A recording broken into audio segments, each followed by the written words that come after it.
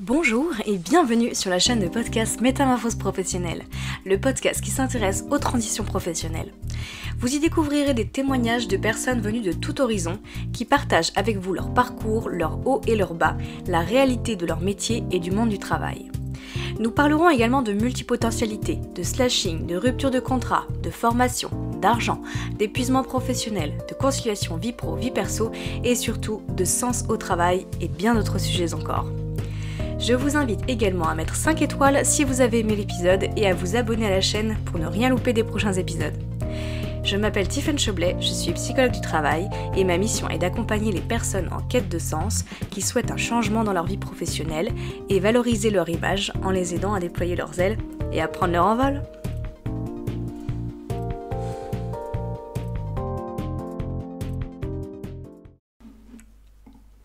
Je suis très émue aujourd'hui de vous partager l'interview qui va suivre car il s'agit d'une merveilleuse personne que j'ai eu le plaisir d'accompagner dans le cadre de son parcours métamorphose professionnelle et que je rencontre pour la première fois en présentiel dans le cadre de cet enregistrement car nous n'étions pas du tout sur le même secteur géographique au moment de son accompagnement. Elle est graphiste, interprète, chargée de contenu web, chargée de projets événementiels et culturels et bien plus encore. Sophie est une voyageuse créative multipotentielle et a fait le choix de quitter sa région natale pour s'installer à près de 1000 km en Bretagne pour vivre une expérience professionnelle qui correspond davantage à ses valeurs. C'est ainsi qu'elle est passée de la connexion web à la connexion aux autres en devenant chargée de projets événementiels pour faire revivre un café-concert au sein d'un hameau écolo. Je me souviens encore de la fois où Sophie m'a contactée en me disant qu'elle m'avait trouvée en effectuant une recherche sur internet en indiquant « j'ai envie de faire trop de choses différentes ». Le feeling est alors tout de suite passé entre nous et c'est ainsi que Sophie a pu déconstruire certaines croyances et prendre conscience de sa valeur et de sa légitimité quant à son côté touche à tout. Elle est alors passée d'un poste où elle s'ennuyait à une expérience exaltante. Mais ça, c'est elle qui vous en parlera mieux que moi. Bonjour Sophie. Bonjour Tiffaine. Je suis ravie aujourd'hui de t'accueillir dans le cadre du podcast Métamorphose professionnelle. Merci. D'autant que tu étais l'une de mes clientes, je dirais, puisque tu as suivi toi-même le parcours Métamorphose professionnelle. Oui, c'est ça. Donc l'idée, c'est que tu puisses déjà commencer par te présenter, si tu veux bien. Alors dis-nous qui tu es. Je suis Sophie, j'ai 27 ans. D'accord. Je suis née dans la Marne, j'ai habité dans la campagne. J'ai emménagé adolescente ensuite en banlieue de Lyon. J'ai passé mes études à Saint-Étienne, aux Beaux-Arts de Saint-Étienne. J'ai fait 4 ans et demi. J'ai pas fini mon master. J'étais en parallèle au conservatoire en musique actuelle à Saint-Étienne. J'ai passé 9 ans de ma vie, le début de mon parcours professionnel à Saint-Étienne. Là, je suis arrivée il y a très peu de temps, il y a 2 mois, en Bretagne pour un nouveau travail, une nouvelle vie. D'accord. Alors, est-ce que tu peux nous raconter justement ce nouveau travail, cette nouvelle vie et déjà d'où tu es partie ? Début 2022, janvier 2022, j'étais encore à Saint-Étienne en télétravail travail de bureau pour une entreprise à Saint-Étienne où j'écrivais des fiches produits pour leur site internet. C'est un travail que j'avais pris suite à la pandémie, au Covid, au confinement, au fait que j'avais plus trop de travail dans ma branche culturelle. J'ai eu un accident aussi fin 2020 qui m'a fait arrêter pas mal de mes activités culturelles et musicales. Donc j'ai pris ce travail-là pour avoir un rythme de vie à peu près normal et de l'argent pour survivre et voilà, me remettre un peu en jambes après les quelques mois où j'étais bloquée. Ça m'a bien aidée pour ça m'a bien aidée à sortir de la déprime, à sortir du coltard de mon lit le matin, à reprendre une vie sociale avec une équipe super chouette. Mais ce n'était pas vraiment le parcours professionnel qui m'animait vraiment. C'était un travail que j'avais choisi par nécessité plus que par envie et aspiration. Et donc, quand j'ai quitté Saint-Étienne pour des raisons personnelles, c'était logique dans ma tête que ça allait forcément s'arrêter pour ce travail-là aussi. Et que c'est pas ce travail-là qui allait me motiver à rester à Saint-Étienne, y construire ma vie.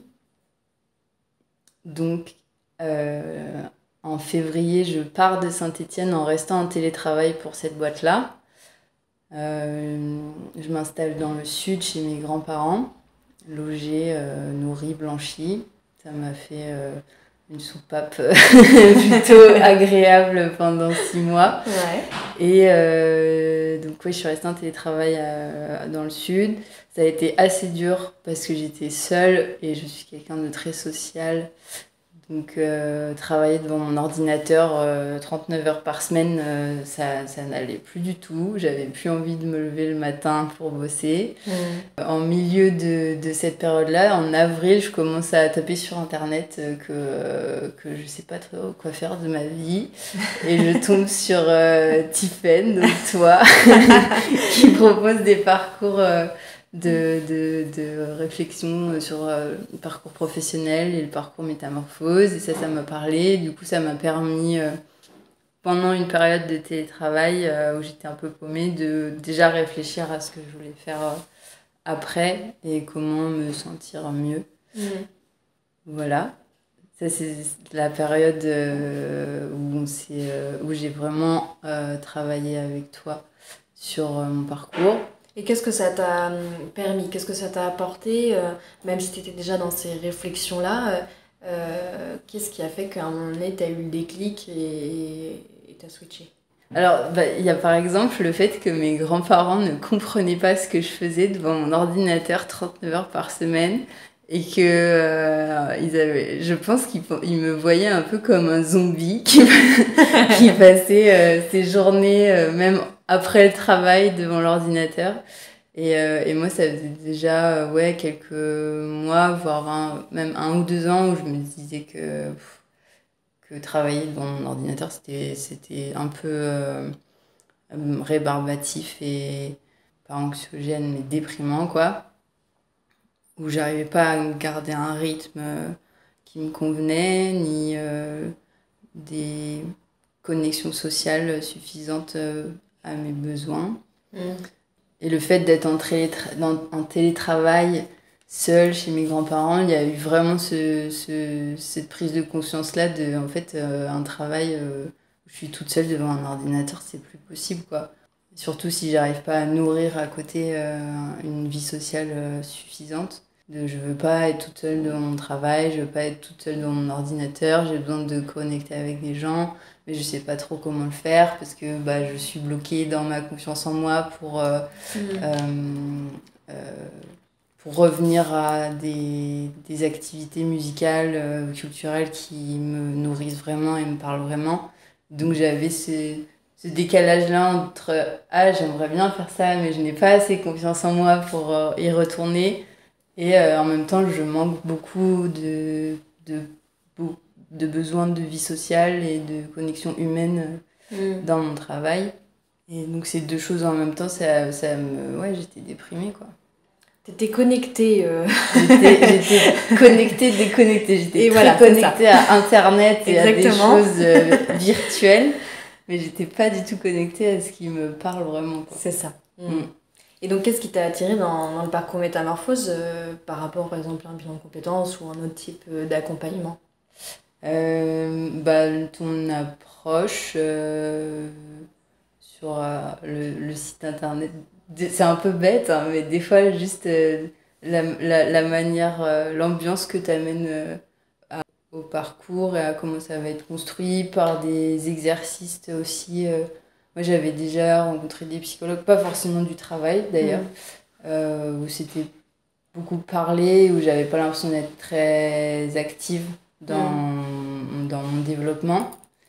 Et là, la manière dont tu as amené le travail de réflexion, de compréhension de soi et la structure du parcours où il y a d'abord de l'introspection, où j'en suis, qu'est-ce qui va pas, Après, qu'est-ce que je veux rechercher vraiment? Enfin, d'aller s'ouvrir, un peu d'ouvrir les bulles de compréhension de ce qu'on est. Je trouvais ça assez cohérent et j'avais besoin de ça et ça permet aussi. Moi, je crois que j'ai fait les 2 premières phases. C'est ça. Et ça permet, voilà, s'il y a une personne qui a besoin de plus de la phase 3 où c'est vraiment construire le projet. Ça, ouais, voilà, ça permet d'adapter un peu à tout le monde, quoi. Et puis oui, aussi le fait que c'est...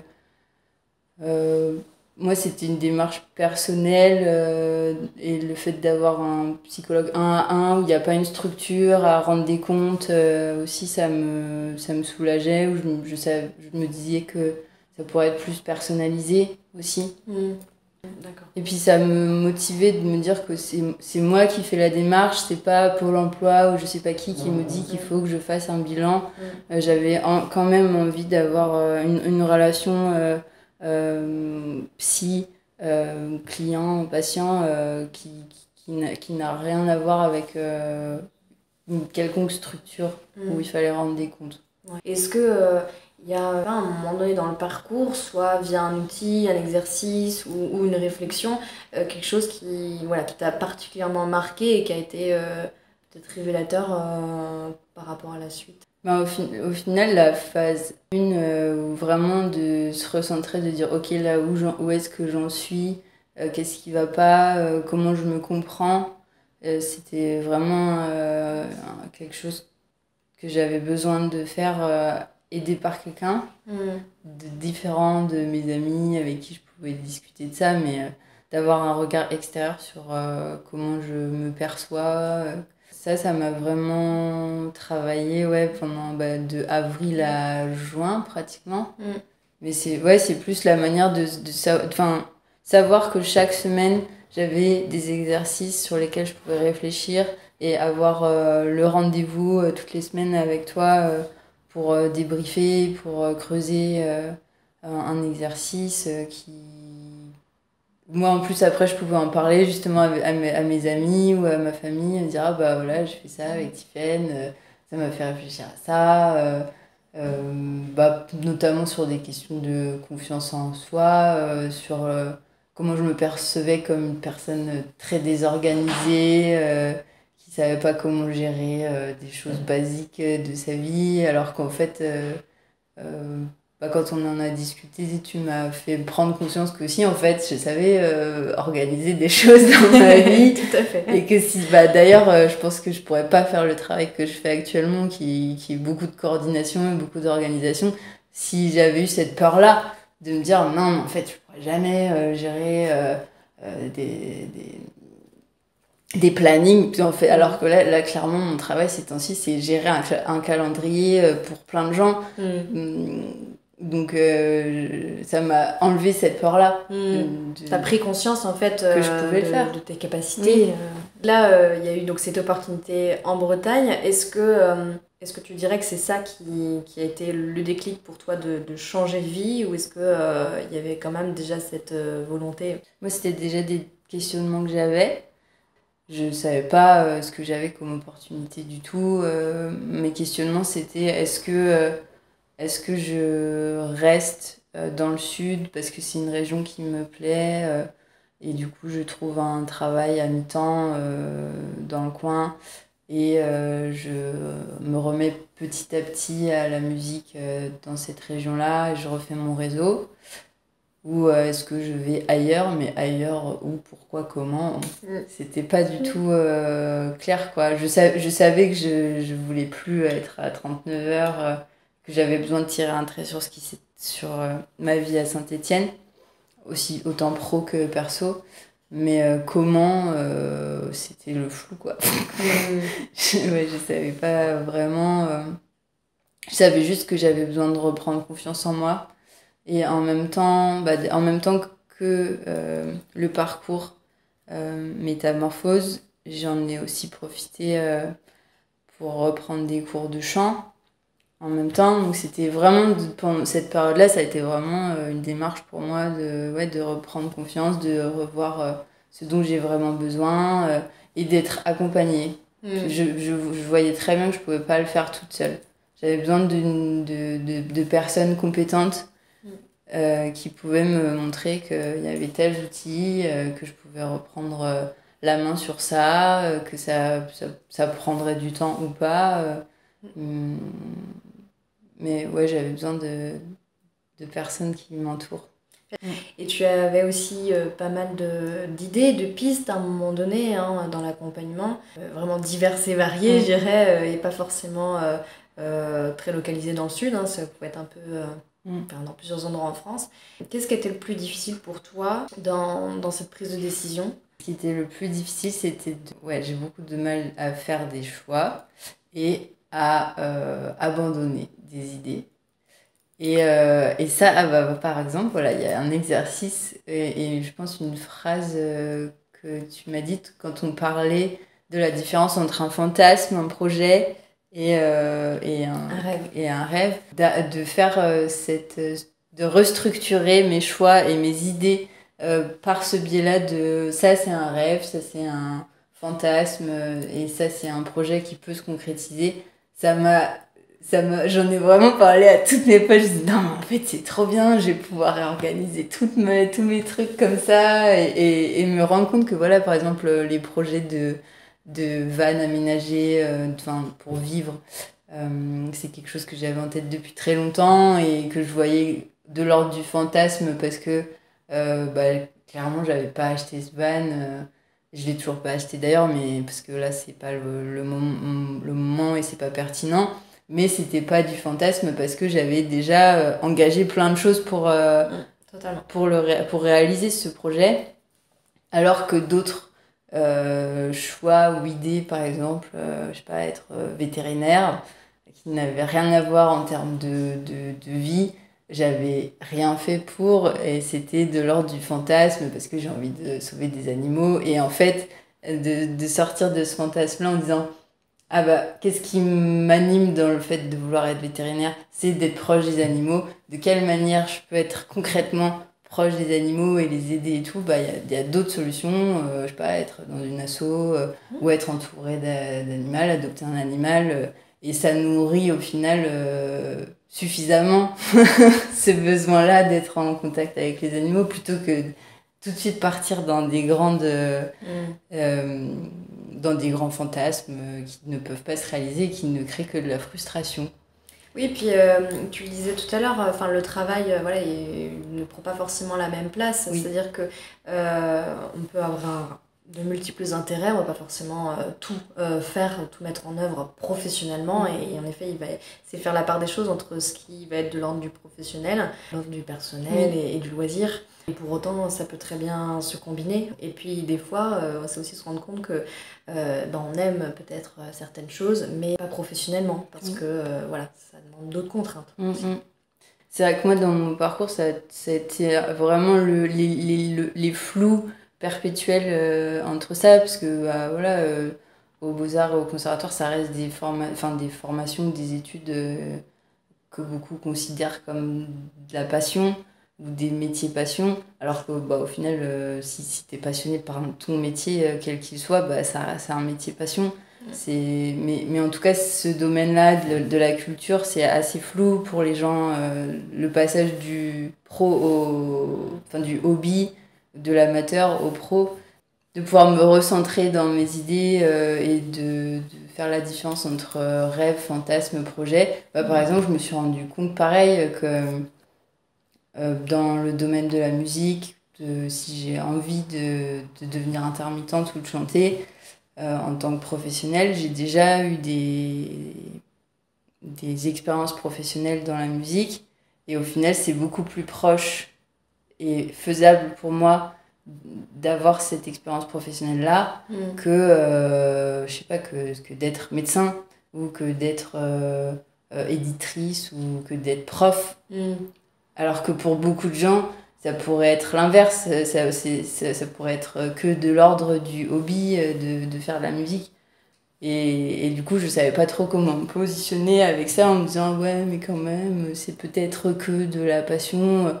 Bah non, en fait, j'ai ça dans mon parcours pro qui fait que je peux prétendre à être légitime à développer ce parcours professionnel-là.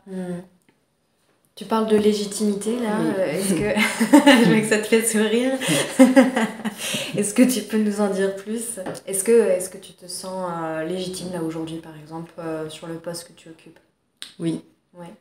Je me sens légitime parce que c'est un poste qui est très polyvalent. J'avais peur d'être spécialiste de rien, d'être touche à tout et que ça ne me serve, enfin que ça ne me permette pas d'avoir un parcours professionnel pertinent, cohérent. Et ce travail-là, au final, a besoin d'un profil comme moi qui touche à tout et qui n'a pas peur de, je sais pas, d'aller servir des bières à 22h et puis le lendemain matin, aller à un rendez-vous de partenaires jeunesse, de centres sociaux et puis le lendemain faire de la communication, du graphisme et le lendemain monter des câbles sur une scène. C'est exactement ce que moi je sais faire et qui me plaît et qui fait que je m'ennuie pas et que je vois pas le temps passer ces temps-ci. Et donc oui, je me sens légitime aussi parce que je vois que c'est validé par l'équipe et que l'équipe elle est assez confiante en moi. Mais oui, en fait, j'ai l'impression que j'allie le fait que je me sens légitime aussi au fait que je m'éclate dans ce que je fais. Et que je vois pas du tout ça comme un poids. Et que toutes les personnes que je rencontre et que tous les événements qui se passent ces temps-ci sont fluides. Même s'il y a des moments de stress et tout, c'est normal, hein, c'est de l'événementiel, il y a beaucoup d'urgences à gérer. Mais pareil, je me sens légitime et là-dedans parce que je sais que je suis quelqu'un de très adaptable, je vais pas paniquer pour rien. Ouais, c'est exactement le type d'environnement qui est fait pour quelqu'un comme moi. Je me souviens dès la première fois qu'on avait échangé ensemble, avant même de commencer l'accompagnement. Je voyais, tu savais déjà que tu étais un peu touche à tout, que tu aimais plein de choses, que tu avais plein de centres d'intérêt. Et tu t'ennuyais sur ton poste et tu parlais de peur tout à l'heure. Et tu avais aussi un peu cette peur de t'ennuyer rapidement. Oui. Parce que tu disais au départ, j'ai souvent cette excitation de commencer quelque chose de nouveau. Et puis finalement, au bout de quelques semaines, quelques mois, ça s'essouffle. Est-ce qu'aujourd'hui, tu dirais que le recul est encore insuffisant, j'en sais rien. Là, depuis que tu as commencé ce nouveau poste en Bretagne, qui est très varié pour le coup, est-ce que tu sens que voilà, tu aurais moyen de t'ennuyer aussi assez rapidement? Je pense que c'est une structure qui, dans tous les cas, si je commence à me sentir dans la routine, je vais pouvoir, grâce à l'équipe et à la manière dont c'est hiérarchisé, proposer d'autres choses pour ne pas être coincé dans des missions qui ne me parlent plus. Ils sont pas du tout, je pense, stressés par changer les fiches de poste des gens.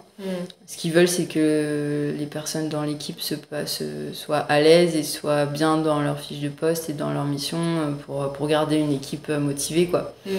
Effectivement, j'ai pas le recul. Là, je vois que quand même, ça fait 2 mois que je suis là. J'ai l'impression que ça fait 2 semaines parce qu'on revient dans tout ce que je découvre et je vois la potentialité de tout ce qu'il y a encore à faire. Alors que dans le précédent travail, je savais pourquoi je le prenais, c'est-à-dire argent et me restructurer dans ma vie. Mais je voyais aussi les limites. En fait, avant même de prendre le poste, je savais qu'il y allait avoir des points qui allaient très vite m'ennuyer et où j'allais devoir soit trouver des subterfuges pour pallier à cet ennui, soit accepter que ça allait être temporaire. Alors que là, pour l'instant, quand j'analyse ce qui se passe ces temps-ci à l'éprouvette, à mon travail, je vois pas de fin pour l'instant du tout, quoi. D'accord, bon, c'est plutôt mon signe. D'accord, ok. Là, ta famille, tes amis, puisque tu avais tout ton réseau finalement dans le sud, tu vas à l'autre bout de la France. Comment ça a été perçu? Quelles ont été les réactions de ton entourage? Alors, mes amis ont très bien compris parce que je pense que c'est le lieu dans lequel je travaille, c'est un bar associatif, culturel, en zone rurale, porté par un collectif. Donc c'est des structures qui sont assez novatrices, donc pas facile à faire comprendre à des gens, on va dire, de plus de 50 ans, quoi. Parce que c'est des choses nouvelles, tout simplement, des structures qui n'existent pas forcément partout. Donc mes amis ont très bien compris et ont été super enjoués de voir que je pouvais clore le dossier à Saint-Étienne en partant en Bretagne dans un projet qui a beaucoup de sens pour moi. Ma famille, a fallu que je leur explique que voilà, j'allais prendre un mi-temps, que j'allais être payée moins de 700 € par mois, que j'allais pas avoir des horaires fixes. C'était un CDD de 1 an, que j'allais devoir trouver un logement, enfin que j'allais avoir une situation précaire et que le fait que je sois heureuse d'aller dans ce nouveau travail n'avait rien à voir avec le fait que j'allais être dans une situation précaire, mais que j'ai très consenti. C'est pas une situation, on va dire, financièrement stable dont j'avais besoin tout de suite, quoi. Parce que la situation financièrement stable, je l'avais dans mon ancien travail, j'étais en CDI, j'avais 1700 € net, j'avais des super assurances et tout, machin, mais ça n'a pas suffi à pas me déprimer, quoi. Alors que je pense que, en tout cas, mes parents, quand ils ont vu que j'étais très enjouée et que leur fille était très contente de commencer septembre de cette manière, ils étaient contents et puis ils sont curieux, je pense, de découvrir aussi. Ma grand-mère, donc chez qui j'ai habité pendant 6 mois, elle comprenait pas trop l'intitulé du poste, ni ce que je pense que là, elle sait toujours pas ce que je fais concrètement, à part organiser des concerts dans un bar. Je crois que c'est ça ce qu'elle visualise de mes journées. Mais pareil, j'ai hâte qu'elle rencontre. Je pense que c'est des métiers, enfin des structures et des professions qui sont chouettes à faire découvrir à la famille, quoi, vu que de toute façon c'est dans des lieux qui accueillent du public. Je pense que les quelques inquiétudes qu'ils auraient pourraient être assez vite effacées par la rencontre avec le lieu. Voilà, après, ouais, la famille, c'est surtout la situation précaire qui les stresse un peu, mais je pense que de voir que je les appelle avec le smile à chaque fois et que je leur dis j'ai fait plein de choses, je me lève le matin, je ne suis plus à glander jusqu'à 14h parce que je sais pas quoi faire de ma vie. Ça doit quand même leur faire prendre conscience que j'ai fait un choix cohérent, quoi. Est-ce que ça a eu un impact dans ta décision? Est-ce qu'à un moment donné, ça a pu provoquer des doutes chez toi, le fait d'avoir cette peur de ta famille? Oui. En tout cas, peut-être pas dans cette... Je sais pas si dans cette décision de partir dans ce travail-là. Moi, j'avais un peu peur quand même de partir loin. C'est relatif, mais en tout cas, pour moi, c'était loin de ma famille. J'ai toujours été à moins de 3 heures de ma famille. Et là, du coup, de devoir repenser la manière d'être en relation avec ma famille, ça a joué. Donc ça, j'ai dû vraiment le peser dans ma tête. Après, ma famille est quand même plutôt en forme. Ils vont venir me voir d'ici quelques mois. Donc voilà, j'ai pas... Et puis le travail, la structure du travail me permet de pouvoir partir assez simplement. Voilà, c'est des peurs. En fait, c'était des peurs de zone de confort, quoi. Plus que des peurs très légitimes. Et ça, justement, le parcours, ça m'a permis de comprendre ça. Quelles sont les peurs très rationnelles. Au final, j'en avais très, très peu des peurs rationnelles, à part la stabilité économique de mon choix. Et du coup, ça a permis de déconstruire ça, que des peurs de zone de confort. Au final, j'arrivais dans le parcours en te disant j'en ai marre, je suis dans un truc où je m'ennuie, donc je me plains d'être dans une zone de confort et j'ai besoin d'aide pour en sortir. Donc je peux pas non plus après me rester coincée parce que je reste dans la zone de confort, quoi. Donc ça m'a permis dans le parcours de comprendre ça. T'as eu des prises de conscience. Oui. C'était assez rigolo parfois. On disait, est-ce que c'est rationnel, c'est pas rationnel? Et ok. Quelles ont été les principales difficultés que tu as pu rencontrer dans ce changement? Ouais, ça a été de faire le choix vraiment, d'accepter qu'il y a des choses que je vais pas pouvoir faire tout de suite. Par exemple, vivre à 7, ça ne doit pas être un choix de vie que je vais pouvoir faire tout de suite. Avoir une carrière de musicienne intermittente, c'est pas quelque chose que je vais faire tout de suite, mais le projet le projet professionnel que j'ai choisi actuellement, en étant dans un bar qui fait des concerts, où je vais être dans le réseau musical de Bretagne très vite, ça va quand même m'ouvrir certaines portes, certaines opportunités. Donc ça a été choisi en conscience de ça. La difficulté de prioriser mes besoins. Ouais. Est-ce que j'ai vraiment... Par exemple, quand je me suis rendu compte avec toi que ce dont j'avais surtout besoin, c'était plus un cadre de vie que un travail et une carrière professionnelle. Que j'allais pas faire mes choix de vie en fonction de ma carrière. Alors que je vois des amis qui fonctionnent comme ça et qui sont capables, parce qu'ils ont un travail qui va les porter dans leur carrière, de vraiment changer de ville et tout. Moi, c'était l'environnement qu'allait me permettre ce changement de région, en ayant l'excuse aussi du poste. Mais c'est l'environnement de ce petit village avec ses activités alternatives, ce collectif qui fait plein de projets trop chouettes qui m'animait. Si en plus je suis payée et que je trouve un emploi là-bas, tant mieux. Mais c'était quand même surtout de faire une nouvelle expérience de vie qui m'animait. Donc de comprendre ça, que j'allais pas chercher forcément une carrière de vie, que j'allais devoir l'expliquer aussi à ma famille, que je fonctionne comme ça.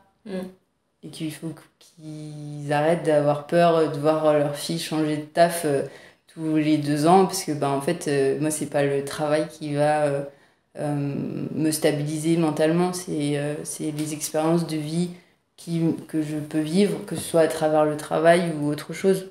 Ouais, d'accord. Et ça, tu avais déjà conscience que c'était pas le travail qui allait te stabiliser mentalement, ou il y a eu cette prise de confiance au fil du temps? Ça m'a permis de mieux là, les derniers mois avec toi, ça m'a permis de mieux le verbaliser. J'en discutais déjà avec une amie qui fonctionne un peu comme moi. On essayait toutes les deux de dédramatiser après des années où on se disait mais oh là là, mais pourquoi j'arrive pas à garder un travail plus de 1 ou 2 ans, pourquoi je m'ennuie à chaque fois, pourquoi j'arrive pas à trouver de la motivation, est-ce que je suis quelqu'un qui fait les choses en dilettante, qui n'est pas sérieux dans son travail. Et du coup, on se stressait pour ça, parce qu'on voyait qu'on n'arrivait pas à garder une carrière stable. Et donc, au début, on en rigolait pour dédramatiser, se dire non, mais de toute façon, voilà, on fonctionne comme ça.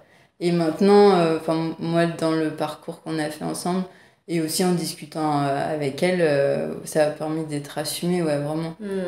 Est-ce qu'il y a des choses qui te manquent aujourd'hui, professionnellement ou dans ta vie de manière générale, dans ta nouvelle vie?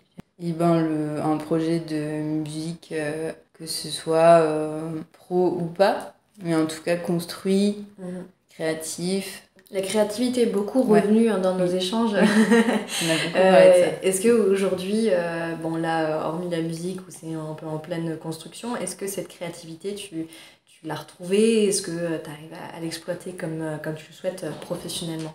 Je dirais que là, ce que ça m'apporte ces temps-ci professionnellement, c'est plutôt de découvrir mes compétences de coordination. Il y a tellement de choses qui se passent à l'éprouvette et dans toutes les missions que je dois intégrer, que pareil, la part de créativité, je ne l'ai pas encore travaillé. Après, d'être entourée de gens très créatifs, par contre, ça me titille plus. J'ai quand même repris la musique, j'ai rechanté plus depuis que je suis là que depuis 2 ans. Donc je vois que voilà, l'environnement dans lequel je suis me permet quand même de reprendre la main petit à petit, avec plaisir. Je sais que ça va prendre du temps, quoi, en fait. Comment tu vois la suite des choses ? Il faut que je trouve un logement peut-être plus stable pour m'installer au moins sur 1, 2, 3 ans. Je stresse pas à l'idée de partir si ça ne me va pas, si ça me convient pas, s'il y a des tensions ou si le projet pour X raison doit s'arrêter. J'ai appris à relativiser que je pourrais retrouver un groupe de musique, je me vois créer un réseau musical à Rennes, découvrir la région. Ça va être chouette aussi pour ça, parce que je vais pas avoir à m'ennuyer pendant un moment, vu tout ce qui se passe c'est sûr. En Bretagne. Voilà. Okay. Est-ce qu'il y a un ou plusieurs conseils que tu aimerais donner à des personnes qui souhaitent changer d'orientation ? Je dirais de pas dire dans sa tête de toute façon je vais y arriver tout seul, j'ai besoin de personne. Moi je crois pas trop en ça, ou alors si on fait les choses seul, faut accepter que ça va peut-être prendre beaucoup de temps, quoi, parce qu'on va aller devoir chercher des outils par soi-même, on va devoir avoir la volonté aussi de s'autodiscipliner. Et ça peut être fatigant dans un moment où on est déjà en doute, alors que d'être accompagné par quelqu'un, ça permet de devoir faire les choses aussi. Parce qu'on a un planning, il y a des phases qui sont construites, qu'on peut visualiser assez clairement dans le parcours. D'en parler à plein de gens, d'en parler à des amis ou de la famille qui nous inspirent. Après, c'est un peu cliché, mais voilà, de pas avoir peur de partir et de sortir de sa zone de confort, mais en fonction des attaches qu'on a. Et ça, c'est d'ailleurs dans le parcours, il y a un exercice où tu parles de ça, de prendre conscience de vraiment ce qui nous retient dans une situation qui nous plaît pas, ou qu'est-ce qui nous empêche vraiment d'atteindre les objectifs. Est-ce que c'est des chaînes qu'on ne pourra pas enlever et qu'on doit faire avec, ou est-ce que c'est des chaînes qu'on s'est créées, qu'on peut enlever en changeant de situation, que c'est important de prendre conscience de ces chaînes-là. Est-ce qu'elles sont vraiment pertinentes dans la métamorphose, ou est-ce qu'on peut les retirer Et là, tu t'es envolée. Ouais, presque. Il reste encore un battement d'aile. D'accord, écoute, je te remercie Sophie pour ton témoignage et ton partage d'expérience. Merci à toi. Moi, ce que je retiens par rapport à ce que tu as pu dire, il y a ce lien en effet par rapport à la connexion qu'on a évoquée au départ, cette connexion aux autres et plus uniquement être connecté, je dirais, à Internet là, en l'occurrence. Le fait de repenser sa manière d'être, alors avec sa famille ou en tout cas son entourage, de manière générale. Accepter de ne pas pouvoir tout faire tout de suite, parce que les choses prennent du temps. Et c'est pouvoir aussi se mettre des échéances, on le voit ensemble, voir les différentes étapes. Ce serait trop de charge mentale que de tout faire d'un coup. Et ce n'est pas le travail qui va nécessairement, en tout cas pas pour tout le monde, permettre de se stabiliser mentalement. Je te remercie et je te souhaite une bonne continuation. Merci beaucoup. Merci Sophie. Je vous remercie grandement pour votre écoute de cette nouvelle métamorphose professionnelle et je vous invite tout de suite à vous abonner pour suivre les prochains épisodes, ainsi qu'à commenter, réagir et ajouter 5 étoiles si vous avez apprécié le podcast. Si vous aussi vous souhaitez partager votre expérience de métamorphose lors d'un épisode, je vous invite à me contacter à l'adresse soitois.psydutravail@gmail.com. Si vous vous questionnez sur le sens de votre travail ou sur une nouvelle orientation professionnelle et que vous souhaitez être accompagné et bénéficier d'une écoute ainsi que d'une méthodologie pour opérer les changements nécessaires à votre vie, je vous propose de vous présenter gratuitement le parcours métamorphose à retrouver sur mon site internet www.soitois-psychologue-du-travail.com. En attendant, je vous dis à bientôt pour une nouvelle métamorphose.